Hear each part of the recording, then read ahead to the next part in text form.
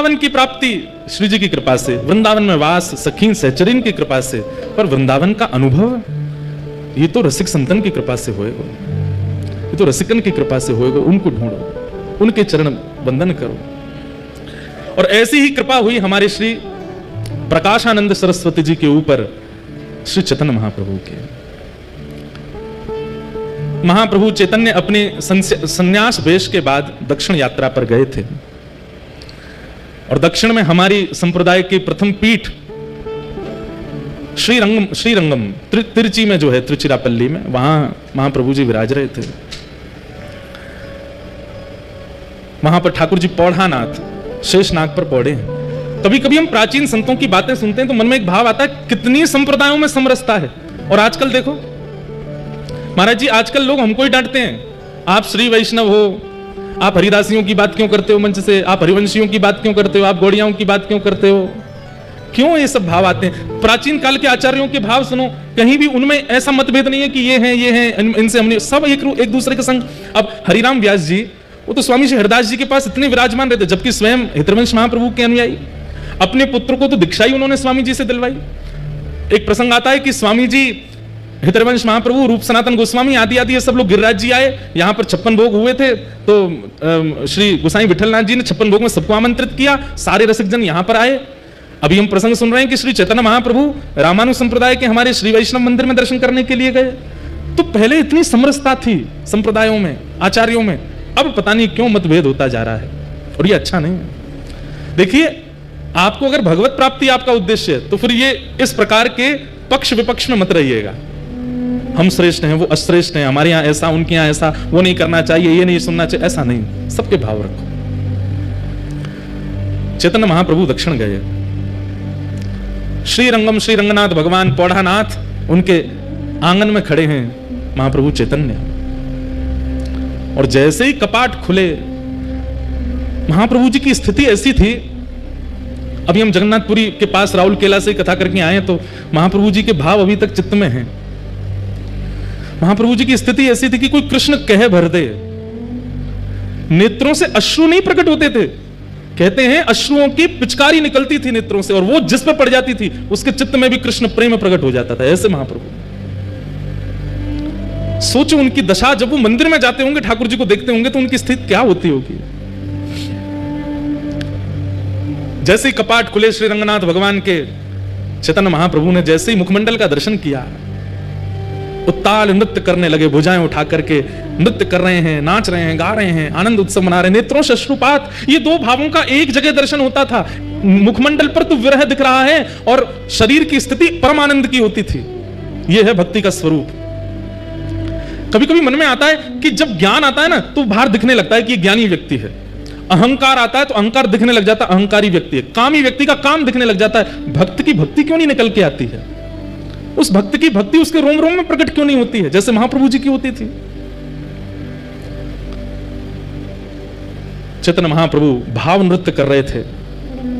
अब वहां कोई उनको कुछ समझ रहा है, कोई उनको कुछ समझ रहा है, लेकिन श्री रंगनाथ भगवान की आरती कर रहे श्री वेंकट भट्ट जी, गोपाल भट्ट जी के पिताजी, जिन्होंने श्री राधारमण लाल जी को प्रकट किया, ऐसे श्री गोपाल भट्ट जी के पिताजी श्री वेंकट भट्ट जी रंगनाथ प्रभु की आरती करने के बाद जैसे ही उन्होंने दर्शनार्थियों की ओर देखा प्रसाद वितरण के लिए, और दर्शनार्थियों में जैसी उनकी दृष्टि पड़ी श्री महाप्रभु चैतन्य पर,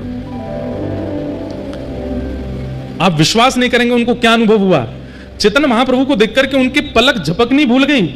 अपनी जिस अवस्था में थे उसी अवस्था में रह गए अंदर गर्भगृह में वेंकट भट्ट जी।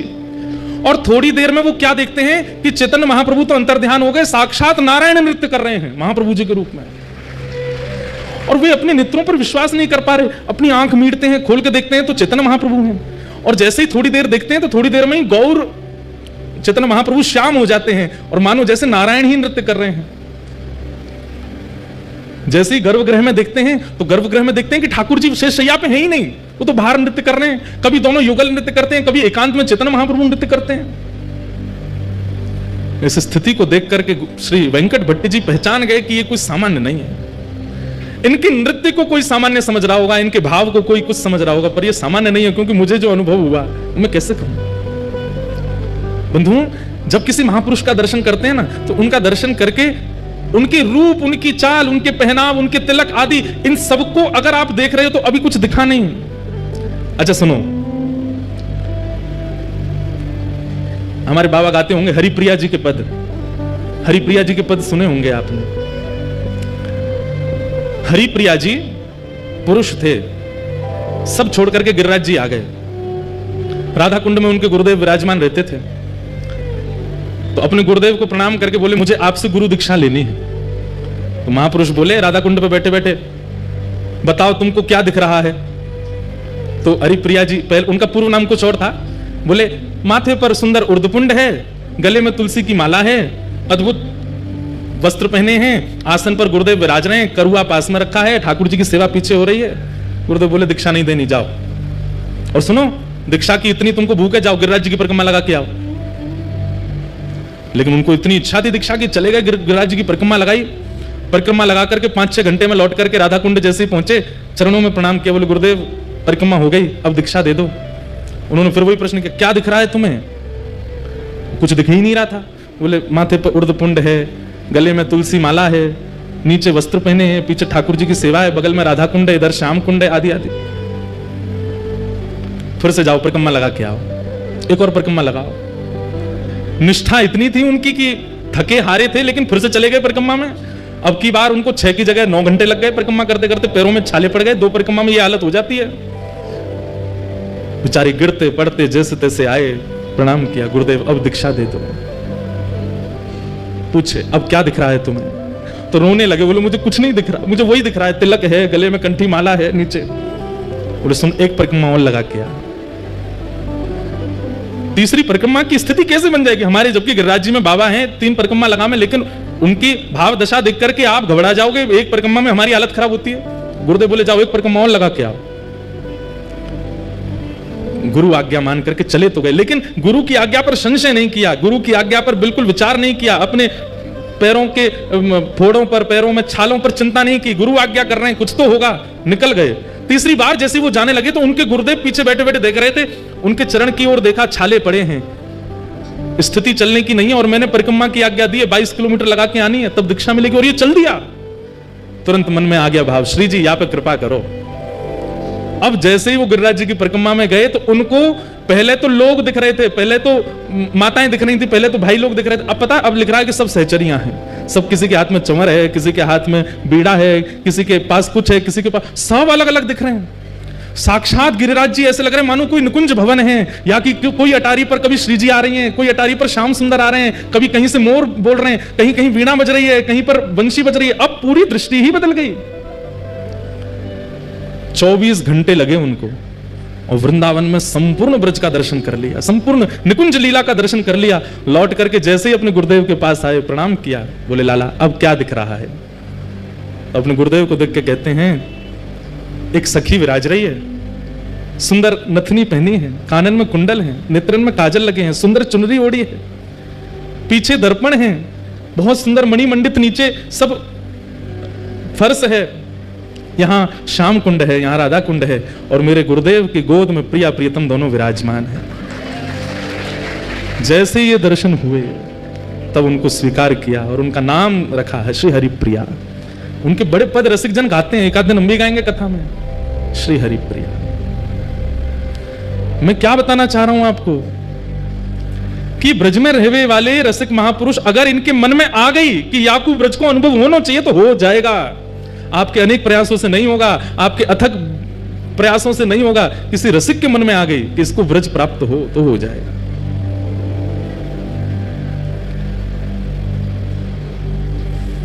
और उसके लिए उनका रूप, उनका श्रृंगार, उनका चंदन, उनका तिलक, उनके वस्त्र वो सामान्य नहीं दिखेंगे, उसमें कुछ अद्भुतता का अनुभव होगा।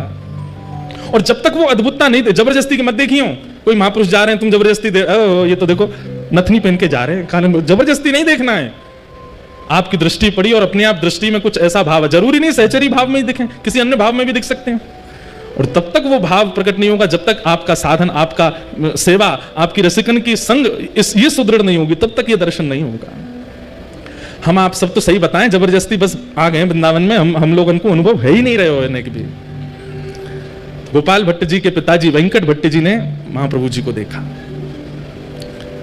श्री रंगनाथ भगवान की निज सेवा करने वाले वेंकट भट्ट जी बाहर आए और आकर के हाथ जोड़ के कहा, आप कौन हैं?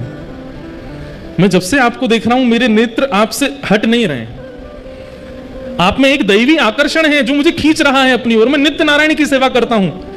मेरा उनके प्रति जो ध्यान रहता है वैसा ध्यान मेरा आज तक किसी व्यक्ति विशेष के प्रति हो ही नहीं सकता, पर मुझे जैसी भावना उनमें लगती है वैसी आप में लग रही है। आप कौन है? तो महाप्रभु जी ने अपना परिचय दिया।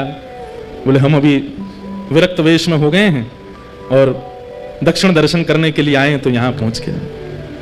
वेंकट भट्ट जी ने निवेदन किया, बोले कि आप बस एक कृपा कर दीजिए, क्या कहां रहेंगे? यहां पर कोई निवास स्थान? बोले अभी तो कुछ नहीं। बोले हमारे घर चलिए ना, वहीं विराजिएगा, हम पर कृपा कर देना। ये वृंदावन महिमामृत की रूपरेखा बता रहे हैं, कैसे निर्माण हुआ वृंदावन महिमामृत। चैतन्य महाप्रभु वेंकट भट्ट जी के घर गए। वेंकट भट्ट जी के सुपुत्र हैं श्री गोपाल भट्ट, भगवान की गुण मंजरी। महाप्रभु जी जैसे ही घर पहुंचे, उनकी पत्नी, उनके रिश्तेदार सबने महाप्रभु जी का दर्शन किया। लेकिन जैसे ही श्री गोपाल भट्ट जी ने दर्शन किया, गोपाल भट्ट जी तो मानो जैसे उनकी भी स्थिति ऐसी हो गई, पलक झपकना भूल गए, पैर धर कहीं रहे, जा कहीं रहे, देख करके अपने अपने अपने वश में अपना शरीर नहीं है, ऐसी स्थिति हो गई। मैं एक बात कहा करता हूं, आचार्य चरणों के सन्मुख जाकर के अगर आपको ये याद रहा कि मैं किस कारण से आया था, मुझे क्या पूछना था, मुझे क्या बताना था, इतनी सुदबुद्ध है तो समझो अभी कृपा ना भाई, विस्मृति हो जाए, भूल गए सब, तब समझो कि हाँ अब दर्शन भये महापुरुष के। भूल गए, प्रश्न याद नहीं आ रहा है, क्या सोच के आए थे भूल गए, लाए थे माला लेके आए थे, प्रसाद लेके आए थे, दक्षिणा पोशाक कुछ अर्पित करने, कुछ पता ही नहीं चल रहा है, उठा कुछ रहे, धर कुछ रहे, ऐसी स्थिति हो जाएगी। गोपाल भट्ट जी छोटे से हैं, अभी ज्यादा आयु नहीं है, लेकिन महाप्रभु जी को देख करके उनकी स्थिति ऐसी हो गई कि बस यही मेरे सब सर्वस्व है। इस सर्वस्व की भावना उनके प्रति प्रकट हो गई। महाप्रभु जी का एक वैष्णव भाव से जैसा सम्मान होना चाहिए, पूरे परिवार ने किया, माला पहनाई, चंदन लगाया, पोशाक उड़ाई, चरण धोए, सबने चरणामृत पिया।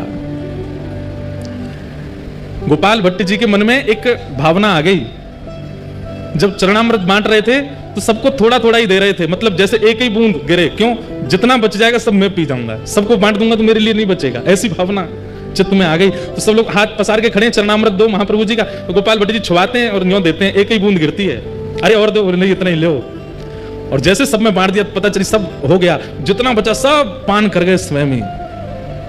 आहा,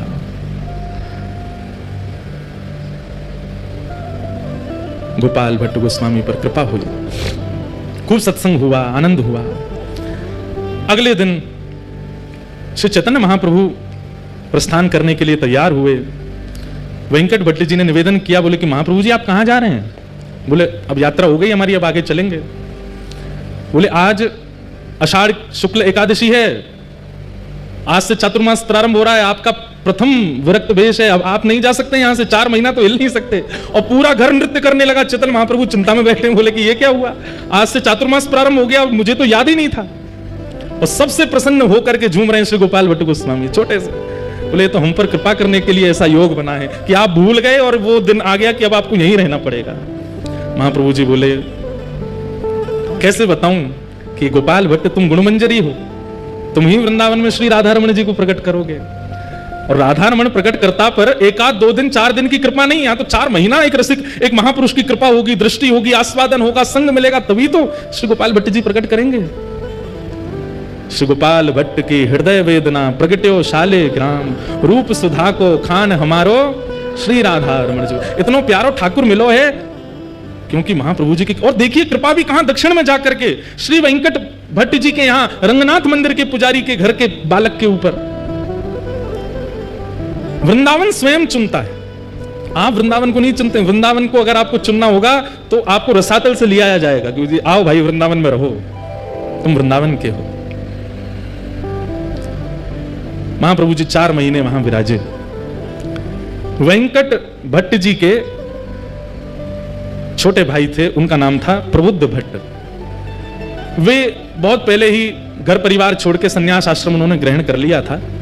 परम विद्वान, परम ज्ञानी और काशी में विराजमान थे। ऐसा ज्ञान था उनका कि उनके जैसे उन्होंने 10,000 शिष्य बनाए, मतलब ना ज्यादा ना कम, अपने जैसे ही 10,000 बना दिए, इतने ज्ञानी थे। उनके सामने बड़े बड़े विद्वान टिक नहीं पाते थे। प्रबुद्ध भट्ट, देखो एक महापुरुष एक परिवार में जाकर के एक नहीं कितनों पर कृपा करता है। ये तो गोपाल भट्ट जी सामने बैठे, प्रबुद्ध भट्ट तो है ही नहीं वहां पर, वो तो काशी में है। कभी कभी अपने घर की पूछते थे क्या चल रहा है घर पर, तो उन्होंने पूछताछ करी, भैया हमारे दक्षिण में हमारे परिवार में सब आनंद मंगल है। कोई गया था दक्षिण से, उसने जाकर के बताया, बोले महाराज आनंद मंगल, आपके यहाँ तो वेद पाठ आदि सब बंद हो गए, आपके यहाँ पे नित्य पूजा आदि यज्ञ हवन होम होते थे सब बंद हो गया, अब तो एक ही चीज होती है। बोले क्या? भुजा उठा के हरि हरि बोलो, हरि हरि बोलो, सब प्रेम से बोलो, हरि बोलो, ये सब होता है। प्रबुद्ध भट्ट जी बोले ये कौन कर गया, ये क्या बात बोल रहे हो, ऐसा हो ही नहीं सकता। हमारे दोनों बड़े भैया बड़े वैदिक हैं और बड़े कर्मनिष्ठ हैं, कर्मकांड तो हमारे यहाँ रोज हवन होता है, रोज यज्ञ होता है, नियम से वेंकट रंगनाथ भगवान की सेवा अर्चना कैंकर्य होता है, ये क्या बोल रहे हो? बोले अरे महाराज आपको नहीं पता, आपके यहाँ की स्थिति सब बिगड़ गई है। कारण? बोले कारण कोई कृष्ण चैतन्य महाप्रभु हैं, वो पहुंच गए। कहते हैं उनको देखते ही प्रेम प्रकट हो जाता है चित्त में, उनको देखते ही भाव प्रकट हो जाता है। उन्होंने जाकर के आपके परिवार के ऊपर ऐसा टोना किया है, सब एक तरफ धर के केवल और केवल हरिनाम संकीर्तन करते हैं। ये सुनकर के प्रबुद्ध भट्ट जी को बड़ा क्रोध आया।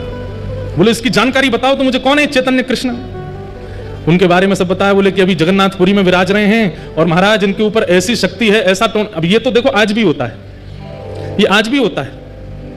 हमारे चित्र विचित्र बाबा गाते हैं, लोग बाग झूमते हैं, आनंद करते हैं, तो चार लोग बैठ के यूं भी कहते होंगे ये कुछ पी के आते हैं जो इनकी आवाज ऐसी आ जाती है, ये कुछ खा के आते होंगे ऐसा जो इनके स्वर ऐसे हो जाते हैं। हमारी पूनम दीदी जब गाती हैं तो भाव में नेत्रों से आंसू गिरने लगते हैं, उसमें भी लोग बाग बोले जबरदस्ती रोती हैं, इनके भाव नहीं आ रहे हैं, जबरदस्ती। लोग बाग बोलते हैं, लोग बोलना बंद नहीं करेंगे। आप भाव से राधा रमन जी के मंदिर में जाके नृत्य करने लग जाओ, उधर नच के खड़ो है, नाच रहो है, ठाकुर जी के आगे भी मान नहीं रहो, यहीं पे नाच रहो है।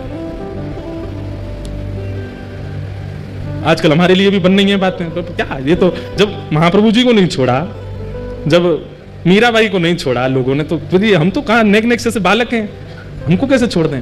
और ये भी कृपा है आपके लिए। चार लोग यूं कहें पाखंड है तब समझोगे हाँ बढ़िया है, ये भक्ति के आसपास सिक्योरिटी गार्ड तो भी आ गए। हमारे प्रेमानंद जी महाराज बेचारे कैसा राधा नाम प्रचार कर रहे हैं, उनके पीछे भी लोग पड़े रहते हैं, कुछ ना कुछ बोलते रहते हैं, कहते रहते हैं, करते रहते हैं। परंतु ये बात मान लीजिएगा, ये आपकी भक्ति की सिक्योरिटी हो रही है, अच्छा है। भ्राता श्री प्रबोधानंद जी कहते हैं भ्रातः तिष्ठ टले टले विटपिनाम ग्रामेषु भिक्षामटः, नहीं श्री रूप गोस्वामी कहते हैं स्वच्छंदम पिबयामुनम जलमलम चीराणि कंथाम कुरु सम्मानम कलयाति घोर गरलम नीचपमानम सुधा।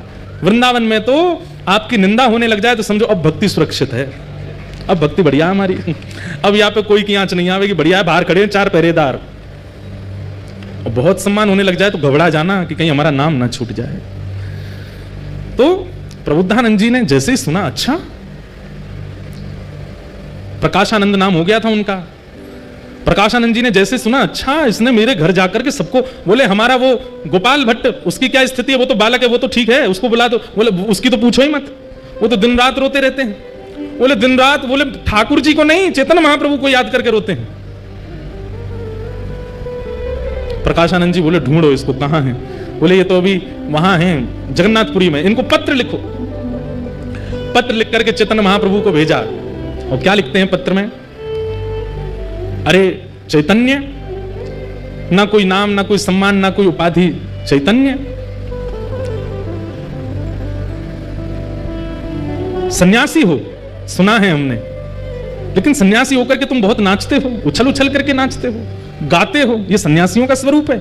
अरे सन्यासी हो तो सन्यासियों की तरह रहा करो, ये किस प्रकार का रूप प्रकट कर रहे हो? सन्यासियों को तो बहुत भाव से रहना चाहिए, और सन्यासियों का निवास स्थान जगन्नाथपुरी नहीं होता, सन्यासियों का निवास स्थान वृंदावन नहीं होता। सन्यासी ऐसे घूमते डोलते नहीं रहते हैं, सन्यासी तो गंगा ज्ञान के तट पर काशी में विराजते हैं, वेदों पर मनन करते हैं, शास्त्रों पर चिंतन करते हैं, लोगों को वेद शास्त्र पढ़ाते हैं, ये सन्यासियों का। और तुम क्या कर रहे हो? ये नाच करके और दुनिया में कृष्ण नाम की, ये सन्यासी का स्वरूप नहीं होता। चेतन महाप्रभु गंभीरा में विराजमान थे, जगन्नाथपुरी में भावावेश में रहते थे। प्रकाशानंद जी का पहुंचा पत्र, पढ़ करके शिष्यगण सब सुनाने लगे, और जैसे ही उसमें भाव सुने, इतना आक्षेप सुना, अपने बारे में इतनी निंदा सुनी, महाप्रभु जी प्रसन्न हो गए। जय हो जय हो जय जगन्नाथ, महाप्रभु जी की बड़ी कृपा, महाप्रभु जी का बड़ा अनुग्रह है। अरे भैया आज तो उत्सव होना चाहिए, लड्डू बांटो लड्डू बांटो। अच्छा है, जय हो हमारे गोपेश बाबा की जय हो। गौ माता की पूरे ब्रजमंडल में और पूरे भारतवर्ष में सेवा के प्रकल्प को लेकर के खूब महाराज जी सजग रहते हैं। ऐसे हमारे महाराज जी को बारंबार प्रणाम। क्या बता रहा था मैं? सुनो सुनो, इधर देखो, क्या बता रहा था मैं?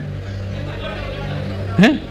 हाँ, पत्र आया, लड्डू बांटो, रबड़ी बांटो। और संघ के जितने महाप्रभु जी के अनुयायी थे सब बोलने लगे, आप तो महाप्रभु हैं, पर हमको कितनी पीड़ा हो रही है ये पत्र पढ़ के। कोई आपके विषय में इतना बुरा भला बोल रहा है और आप इतने आनंद में हो। महाप्रभु जी बोले, नहीं नहीं, ये रक्षा है, ये भक्ति की रक्षा है, ये भाव की रक्षा है, ये हमारी सेवा की रक्षा है, ये रक्षा तो होती रहनी चाहिए। अच्छा है। मैं बहुत दिन से प्रयास कर रहा था, विचार कर रहा था, इतने प्रेमी ही प्रेमी मिल रहे हैं, कोई हमको निंदा करने वाला नहीं मिल रहा। बहुत अच्छा, ठाकुर जी ने चुन के भेजा, ये पत्र संभाल के हमारे कक्ष में रखो। ऐसे महाप्रभु जी। लेकिन उनके परम शिष्य स्वरूप दामोदर दास जी बोले, इसका उत्तर तो मिलेगा। महाप्रभु जी आप शांत रहिए, हम उत्तर भेज दे। बोले नहीं, उत्तर में कुछ ऐसा नहीं, ऐसा कुछ नहीं लिखेंगे, आपको पढ़वा के ही भेजेंगे। और उन्होंने उत्तर में क्या लिखा? हे प्यारे सखा, आपने जो बात कही कि सन्यासी को काशी में रहना चाहिए, गंगा के तट पर रहना चाहिए, शिव की आराधना करनी चाहिए, वेद वेदांतों का नियम पाठ करना चाहिए, आदि आदि। बोले आप जिन शिव की आराधना करते हैं, उन शिव के मस्तक पर जो गंगा है ना, वो महाप्रभु जगन्नाथ जी के चरणों से प्रकट होती है। श्री कृष्ण के चरणों से ही प्रकट होने वाली गंगा है, जिसके तट पर काशी विराजमान है। आप तो उस गंगा के तट पर रहते हैं जो ठाकुर जी के चरणामृत है। हम तो जगन्नाथपुरी में महाप्रभु जी के संग ही रहते हैं, जिनके चरणों से गंगा निकली, हम उनके साथ रहते हैं। और आप काशी की इतनी महिमा बता रहे हो कि काशी में मुक्ति मिलती है, सन्यासियों को रहना चाहिए, आदि आदि। वहां पर महादेव कान में मंत्र बोलते हैं काशी में, ऐसा कहते हैं मणिकर्णिका पर अगर संस्कार हो जाए किसी का, तो जीवन में उसने कितने भी पाप किए हों, महादेव उसके कान में राम तारक मंत्र बोलते हैं, उसकी सीधे भगवत प्राप्ति होती है। काशी में अंतिम संस्कार की बड़ी महिमा है। बोले वहां महादेव भी कान में आकर के राम कृष्ण का ही नाम बोलते हैं। तो इसलिए सन्यासी अगर काशी में ना रहे तो इसमें कोई दिक्कत नहीं है, वो तो साक्षात कृष्ण के साथ रहते हैं। ऐसा करके पत्र भेज दिया। लेकिन निंदा करने वालों को उत्तर देने से वो निंदा करना बंद नहीं करते, और ज्यादा करते हैं। प्रकाशानंद जी बोले, जानते नहीं है मैं कौन हूं और मुझे उत्तर दे रहे हैं, रुक जाओ मैं इनको बताता हूं। प्रकाशानंद जी पत्र लिखते हैं, हे चैतन्य, ऐसे बोलते हैं, मैंने सुना है तुम दाल भात खाते हो, उसमें घी डाल डाल के खाते हो, छेना पोड़ा खाते हो, रसगुल्ला उड़ाते हो, महाप्रभु जगन्नाथ जी के 56 भोग बनते हैं, ये सन्यासी का भोजन है? सन्यासी तो एक समय पाता है, सन्यासी को तो ऐसे रहना चाहिए, सन्यासी तो आसन नहीं रखता, सन्यासी अपने भवन नहीं बनाता, सन्यासी ऐसे नहीं करता, आदि आदि सब बात बोल दी। बोले तुम तो नृत्य करते हो, ठुमक ठुमक के नाचते हो, उछल उछल के कीर्तन करते हो ठाकुर जी का, और 56 भोग उड़ाते हो। अरे तुम जानते हो वशिष्ठ ऋषि, तुम जानते हो कैसे कैसे सन्यासी परंपरा में हुए, उन्होंने भोजन प्रसाद त्यागा, तब जाकर के ठाकुर जी का भजन किया। और इतना होने के बाद भी उनके जीवन में विषयों ने कहीं ना कहीं आक्रमण कर दिया, और तुम तो महाप्रसाद पाते हो। और जगन्नाथपुरी में तो एकादशी भी नहीं होती है, वहां तो चकाचक स्कंद पुराण में आकंठ पाना चाहिए एकादशी के दिन। बोले इतना प्रसाद पाकर के, इतने 56 भोग पाकर के तुम सन्यास धर्म का निर्वहन कर ही नहीं सकते हो। ऐसा हो ही नहीं सकता कि विकार और विषय तुम्हारे चित्त में ना आते हों। ये पाखंड बंद करो, ऐसा करके पत्र लिख दिया। चैतन्य महाप्रभु के पास पत्र आया। महाप्रभु जी, किसका पत्र आया? बोले प्रकाशानंद सरस्वती, गोपाल भट्टी जी के चाचा जी। क्या लिखा? अरे ये तो मेरे परम प्रिय हैं, इन्होंने क्या लिख के भेजा जरा बताओ तो। सब शिष्यों में होड़ लगी, इनके सामने पढ़ना ही नहीं है, कुछ उल्टा ही लिख के भेजा होगा। महाप्रभु जी बोले बैठो यहीं पढ़ के सुनाओ क्या लिखा है। पढ़ के पूरा बताया, ये लिखा है, ये लिखा है, ये लिखा। महाप्रभु जी और खुश हो, बोले लड्डू बंटवाओ, रबड़ी बंटवाओ, 56 भोग लगवाओ, आज भक्ति की और रक्षा हो रही है। अब नियम की रक्षा हो, पहले भक्ति की रक्षा, अब नियम की रक्षा हो रही है, अब संन्यास धर्म की रक्षा हो रही है। भैया इनका पत्र जब जब आए मेरे को जरूर सुनाना। लेकिन शिष्यों ने कहा ये अच्छा नहीं है, ये तो गलत बोल रहे, उत्तर तो देंगे। उत्तर में लिख करके भेजा, महाराज जंगल का राजा शेर मांस खाता है, हिरणों को खा जाता है, इतना मांस भक्षी होता है, पर कहते हैं साल में एक बार सहवास करता है बस। ऐसा दूषित भोजन करने वाला, और काम पर इतना विजय उसका। और वहीं वृक्षों पर रहने वाले ये पक्षी, जो तिनका खाते हैं, दाल खाते हैं, उड़द सूखे सूखे कंकड़ खा जाते हैं, सूखे ये सब खा करके अपना पेट भरते हैं, और इनके काम में कभी भी कटौती नहीं होती, महाकामी होते हैं। आप यदि आहार से जीवन यापन की बात कर रहे हैं तो फिर सारे विषय शेर में होने चाहिए थे, लेकिन वो तो काम पर विजय प्राप्त करके बैठा है, और ये सारे पशु पक्षी सारे बड़ा अल्प आहार लेने वाले, इन पर काम पर विजय नहीं है। इस पर क्या कहेंगे आप? जब ये पत्र लिख करके भेजा तो प्रकाश आनंद जी तो और ज्यादा आग बबूला हो गए। अपने शिष्यों से बोले, इसको पकड़ करके काशी लेके आओ, इस चैतन्य को मैं बताता हूं, ये मेरे सामने तो आए। बंधुओं, एक बात सुनिएगा, सब साधन कर लीजिए जीवन में, लेकिन उस साधन का अहंकार नष्ट करने की सामर्थ्य केवल और केवल प्रेम लक्षणा भक्ति में है। अगर प्रेम लक्षणा भक्ति जीवन में नहीं है और आपका नाम जब 2 लाख पहुंच गया है, अभिमान आएगा। प्रेम लक्षणा भक्ति जीवन में नहीं है और हर एकादशी गिरिराज जी की परिक्रमा करते हो तो उस परिक्रमा का अभिमान आएगा। सेवा का अभिमान सामान्य अभिमान से ज्यादा भयानक है। कई लोगों को सेवा का अभिमान हो जाता है, हम इतना नाम जप करते हैं, हम ऐसी सेवा करते हैं। अरे हमको कई बार मन में भाव आता, इतनी कथा कर रहे हैं, धुआंधार यहां से वहां भागते रहते हैं। प्रेम लक्षणा भक्ति चित्त में होगी तो अपनी सेवा का अभिमान नहीं होगा। प्रेम लक्षणा भक्ति तो दैन्यता लाती है, दीन बनाती है, सरल बनाती है, सहज बनाती है। प्रकाशानंद जी के पास सब कुछ है, लेकिन भक्ति नहीं है, प्रेम नहीं है। उनको वेद वेदांत कंठस्थ याद हैं, जहां से जब चाहे उस श्रुति का पाठ शुरू कर देते हैं, लेकिन प्रेम भक्ति नहीं है। लेकिन कृपा तो इन पर करनी है, और वो समय आया। ये पत्रों से आदान प्रदान तो बहुत दिनों तक चलता रहा, बहुत निंदा करने लगे सब जगह महाप्रभु जी की, लेकिन एक बार समय आया। क्या? महाप्रभु जी काशी पधारे और तपन मिश्र नाम के एक भक्त थे, उनके यहां महाप्रभु जी विराजमान थे। इनको पता चला प्रकाशानंद जी को कि वही कृष्ण चैतन्य काशी आया है। बोले, इसको कैसे भी करके मेरे सामने ले आओ। ये मेरे सामने आया नहीं और मैंने अपने वेद वेदांतों के बाणों से इसका पर्दाफाश कर दूंगा। ऐसे ऐसे बात। अब सोचो कितना घनघोर वैष्णव अपराध इनसे बन रहा है। वैष्णव अपराध के 2 ही निधान हैं। पहला निधान तो बहुसंख्या में वैष्णव यदि क्षमा कर दें तो वैष्णव अपराध दूर होगा, या जिसके प्रति वैष्णव अपराध बना है वो क्षमा कर दे तो वैष्णव अपराध दूर होगा। इतना भयानक वैष्णव अपराध बन गया था इनसे। अब महाप्रभु जी को इनके पत्रों से चिंता होती थी। क्या चिंता होती थी कि बोले भैया इनको गति कहां मिलेगी, ये जिस तरीके की भाषा बोलते हैं, जितना अपमान करते हैं, भले कुछ नहीं है लेकिन कृष्ण नाम तो बोलते ही हैं, इनकी गति कैसे होगी। अब महाप्रभु जी ने मन बनाया कि मुझे इनसे एक बार तो मिलना है, लेकिन कैसे मिलन हो। तब काशी में एक सन्यासियों की सभा हुई और उस सभा में सब सन्यासी पधारे, सब वेदज्ञ पधारे, सब ज्ञानी पधारे। तभी लोगों ने जाकर के प्रार्थना की महाप्रभु जी से कि आप भी चलो। महाप्रभु जी बोले, हम भीड़ में नहीं जाते, सभा में नहीं जाते। बोले, नहीं महाप्रभु जी आप चलेंगे, इतने लोगों को दर्शन होगा, चलिए ना। महाप्रभु जी आए। यहां मंच पर बैठे हुए प्रकाशानंद जी को पता नहीं था कि महाप्रभु जी आने वाले हैं। पूछने लगे, बोले भैया विलंब क्यों हो रहा है इतना ज्यादा, इसको सभा को आगे बढ़ाओ। तभी किसी ने कहा, बोले कृष्ण चैतन्य महाप्रभु आ रहे हैं, उनकी प्रतीक्षा हो रही है। प्रकाशानंद जी ने तो अपनी कमर कसी, सिर पर एक पटका सा बांधा, बोले आज आने दो, आज बढ़िया है, इतनी सभा है, सबके सामने इसको आज देखूंगा। हाथ कांप रहे हैं, क्रोध में पैर कांप रहे हैं, आंखें लाल पड़ गई हैं, ताम्रवर्ण हो गया है, कब आएगा कब आएगा, मेरे सामने तो पड़े एक बार। इतने में ही श्री चैतन्य महाप्रभु का आगमन हुआ और जैसे ही महाप्रभु जी का उस सभा में गृह में प्रवेश हुआ, मानो जैसे किसी ने जलाशय में बैठे हुए लोग थे और किसी ने करंट छोड़ दिया हो। जैसे ही महाप्रभु जी का आगमन हुआ, मानो महाप्रभु जी वहां आए और यहां आगे बैठा व्यक्ति कृष्ण कृष्ण कृष्ण कृष्ण कृष्ण, उसके मुख से नाम ध्वनि प्रकट हो गई। इतने में पीछे का कोई व्यक्ति कृष्ण कृष्ण कृष्ण कृष्ण, मुख से नाम प्रकट होने लगा। तभी वहां दूसरा व्यक्ति हरि बोल कहकर के नृत्य करने लगा।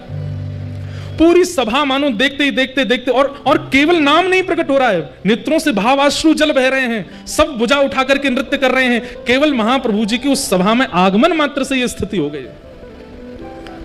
मंच पर बैठे प्रकाशानंद जी ने जैसे ही देखा, अभी ये नहीं पता था कि यही चैतन्य महाप्रभु हैं, देखते ही मेरे आंसू क्यों आ रहे हैं, मेरा शरीर क्यों कांप रहा है, कृष्ण कृष्ण कृष्ण, हरि बोल हरि बोल हरि बोल, ये कैसे शब्द मेरे भीतर से प्रकट हो रहे हैं। आसपास के अपने बालकों से बोले, तुमको भी मेरे अंदर से कृष्ण नाम सुनाई दे रहा। बोले, जी गुरु जी, ये मेरे आंसू क्यों आ रहे हैं, कुछ सभा में हुआ है क्या। तभी कोई कहता है, महाप्रभु कृष्ण चैतन्य आ गए।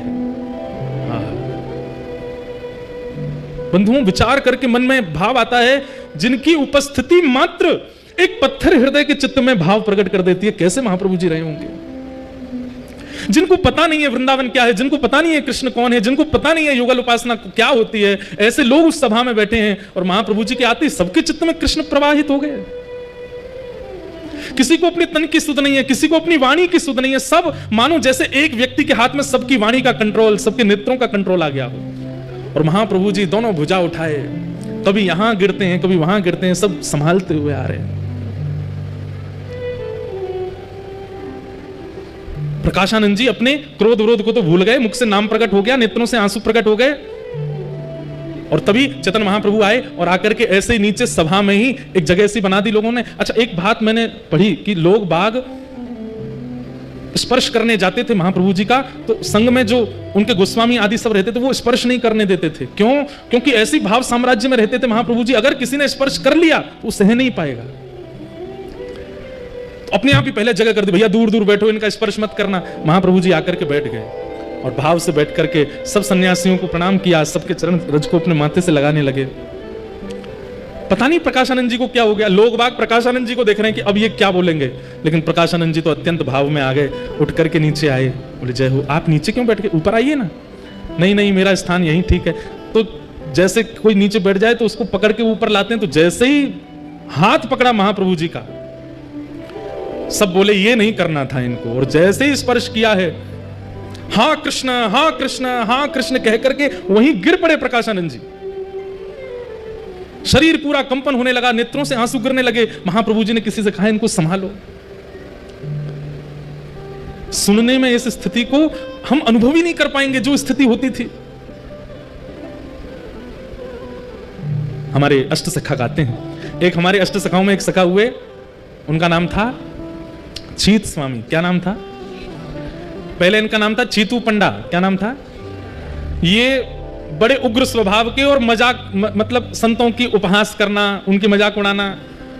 उस काल में मथुरा आए थे हमारे श्री वल्लभाचार्य जी महाराज, और ये उनकी परीक्षा लेने के लिए गए थे। लेकिन जैसे ही महाप्रभु जी का दर्शन किया, दर्शन करते ही चित्त से सारे विकार खत्म हो गए, नेत्रों से आंसू गिरने लगे। चीत स्वामी जी ने एक पद गाया, और वही पद आज प्रकाशानंद जी के मुख से मानो प्रकट हो रहा हो महाप्रभु जी को देख करके। भाई अब गिरधर सो पहचान, भाई अब गिरधर सो पहचान, भाई अब गिरधर सो पहचान, भाई अब गिरधर सो पहचान। मतलब रसिक जनों के दर्शन बिना पढ़े बिना सुने, केवल दर्शन से ठाकुर जी की अपने आप पहचान होने लग गई। ठाकुर जी अपने आप समझ में आने लगे। कहां इतनी कथाएं, इतने प्रवचन सुनने के बाद भी ठाकुर जी का अनुभव नहीं होता, लेकिन एक रसिक की दृष्टि मात्र पढ़ने से ठाकुर जी से पहचान होने लगी। चीत स्वामी जी कह रहे हैं, मैंने कोई साधन नहीं किया, मैंने यमुना स्नान नहीं किया, मैंने कभी जाप नहीं किया, लेकिन इनके सामने बैठने मात्र से मुझे ठाकुर जी के रूप का बोध हो गया। तब उन्होंने ये गाया, भाई अब गिरधर सो पहचान, भाई अब गिरधर सो पहचान। कपट रूप छलवे को आयो, कपट रूप छलवे को आयो, पुरुषोत्तम नहीं जान, पुरुषोत्तम नहीं जान, भाई अब गिरधर सो पहचान, भाई अब गिरधर सो पहचान, भाई अब गिरधर सो पहचान, भाई अब गिरधर सो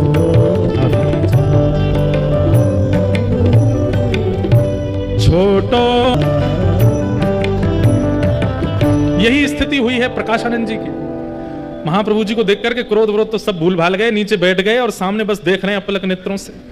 मुख से कृष्ण नाम ध्वनि निकल रही है, नेत्रों से अश्रुपात हो रहा है। लेकिन थोड़ी देर बाद अपने आप को समझाने लगे, ये सब माया है, ये जादूगर है, इसने जादू कर दिया, टोना कर दिया मेरे ऊपर। लेकिन दर्शन का कुछ तो प्रभाव होता। प्रभाव क्या हुआ कि वाणी में शीलता आ गई। चाह तो रहे थे कि मैं थोड़ा कठोर बोलूं, कुछ गड़बड़ बोलूं, कुछ उल्टा सीधा बोलूं, लेकिन बोल क्या रहे हैं? कैसे हो आप? ठीक है। आप ऊपर नहीं विराज रहे, नीचे ही बैठ रहे। और खुद मन में सोच रहे मैं इतना प्रेम से क्यों बात कर रहा हूं। वो सोच रहे मुझे तो क्रोध करना है, मुझे तो चिल्लाना है इनके ऊपर, लेकिन अब अपने वश में नहीं है। ये होता है रसिकों के दर्शन से।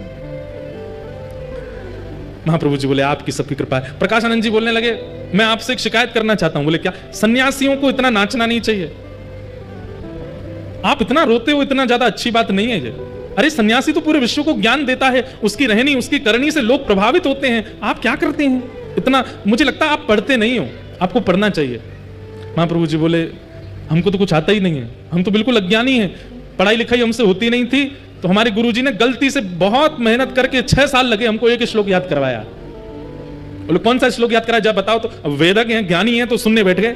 बताइए कौन सा श्लोक याद कराया? बोले हरेर नाम हरेर नाम हरेर नामैव केवलम कलौ नास्तेव नास्तेव नास्तेव गतिरन्यथा।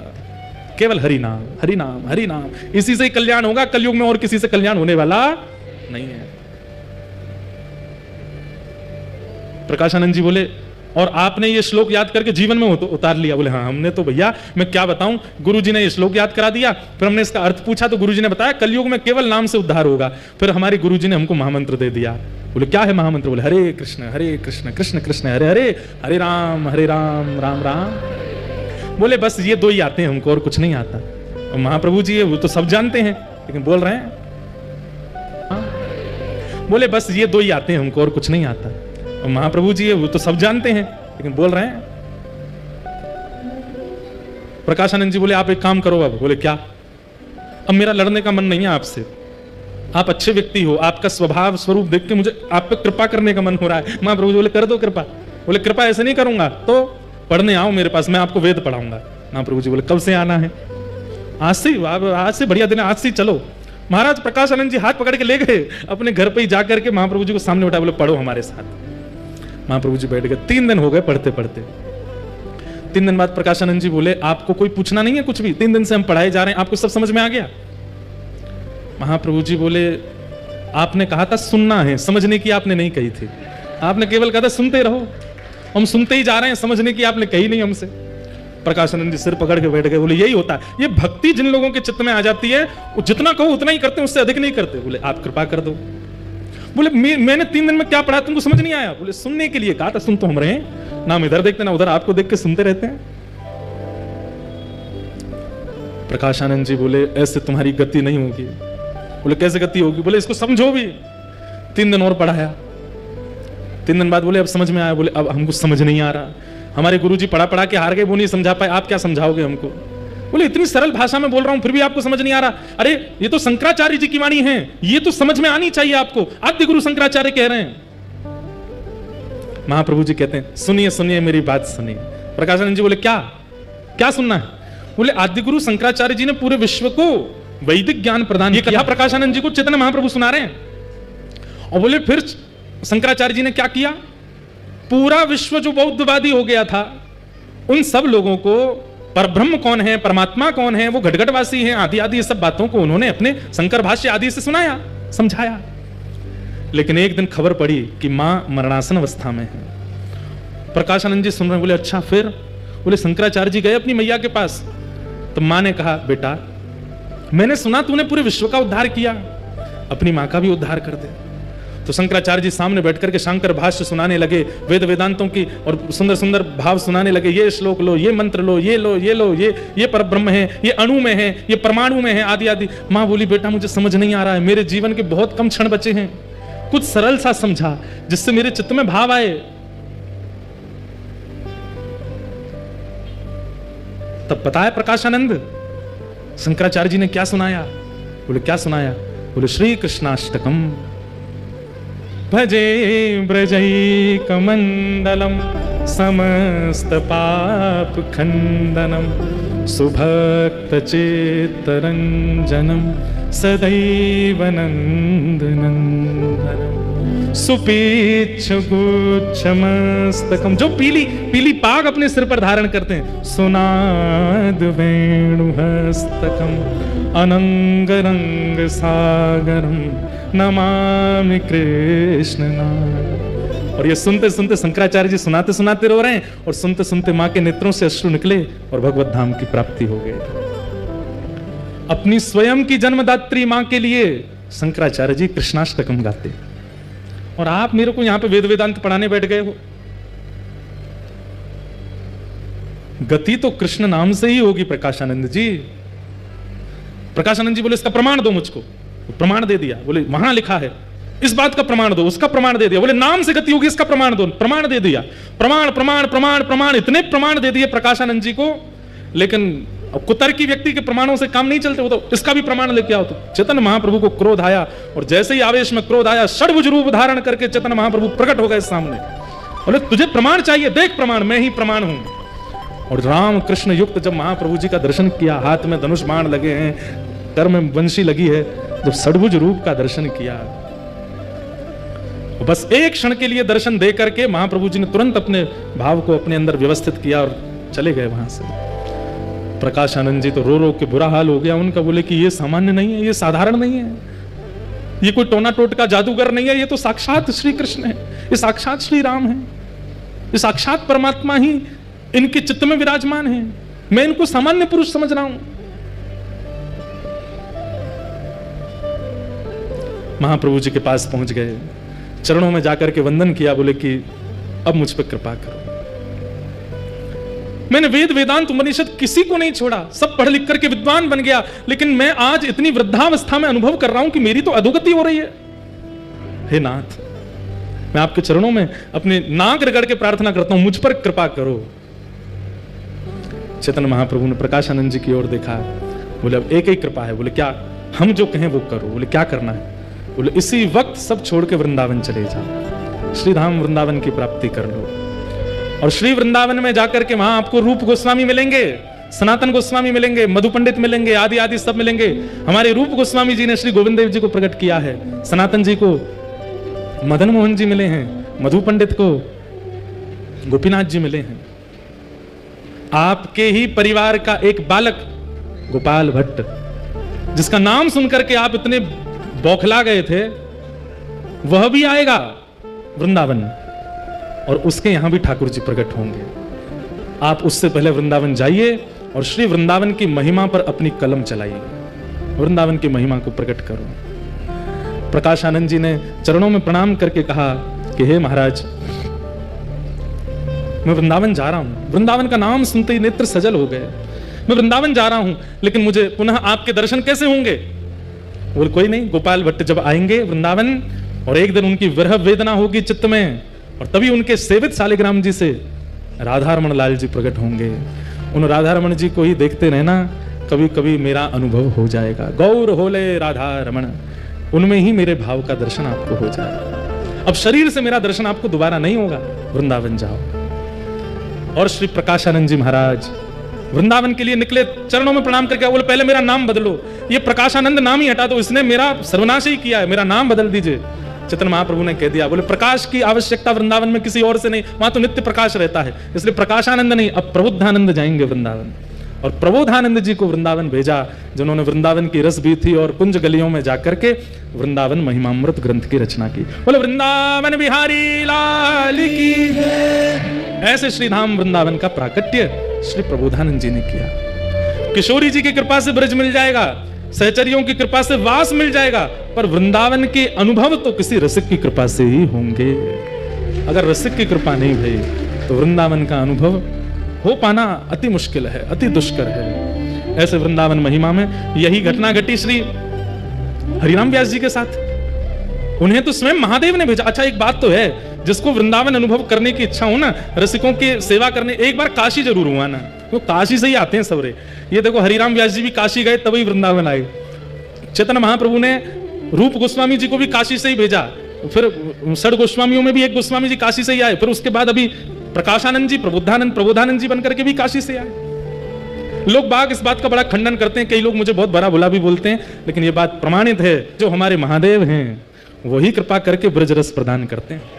महादेव जब अनुग्रह करते हैं, महादेव जब अति कृपा करते हैं, तब वृंदावन रस को उपहार रूप में भेंट करते हैं। काशी में जाकर के पहले अपनी दर्शन करके महादेव को परखवाया कि हम हैं कि नहीं वृंदावन के लायक। महादेव यदि चुन लेंगे तो फिर रसिकों की कृपा हो जाएगी, वृंदावन रस की प्राप्ति हो जाएगी। ऐसे श्री धाम वृंदावन का रस है।